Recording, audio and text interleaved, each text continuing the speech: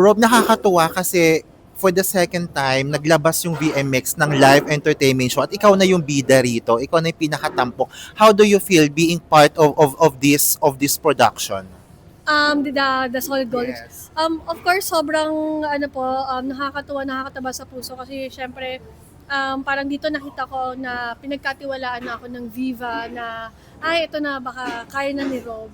Kaya ay po, thankful ako dahil tawag dito, nagkaroon po ako ng ganito na sariling show. Pero syempre, sorry, nandun pa rin yung pressure and aminado naman ako na hindi ako confident na mapupuno ko ang Viva Cafe. Pero sigurado ako na may pupunta. Pero ayun, I hope na syempre marami pa rin pumunta and syempre mas maabot pa rin yung expectations natin and mag-enjoy yung mga tao and syempre na masatisfy at masulit sila sa binayad nila. Ibang Rob ang aabangan namin dito kasi syempre sanay kami sa drama, pagpapasexy. This time sasayaw, kakanta, Kaya nga. magpe-perform ka. Paano ka na-excite at na-challenge dito? Actually, parehas, yeah. Na ano ako, kinakabahan ako, na na-excite.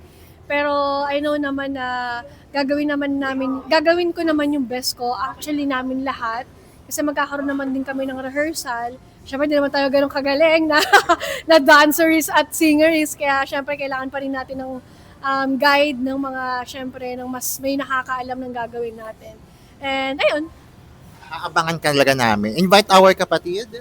yes, ayan mga kapatid, iniimbitahan ko kayo manood ng The Solid Gold Experience this July 29 na po yan. Dito lang sa Viva Cafe, Gateway, Cubao. Ayan, susulitin natin ang bayad nyo. 1,500 lang po yan at sisiguraduhin po namin na mag-e-enjoy kayo at masasatisfy kayo sa mga gagawin naming performances. Kaya dapat pag pumunta kayo dito, mag-ready na kayo ng bimpo nyo, ng t-shirt nyo dahil magpapawis kayo, mag-iinit kayo at magliliyab talaga ang inyong pagkatao. Magigising ang dapat magising.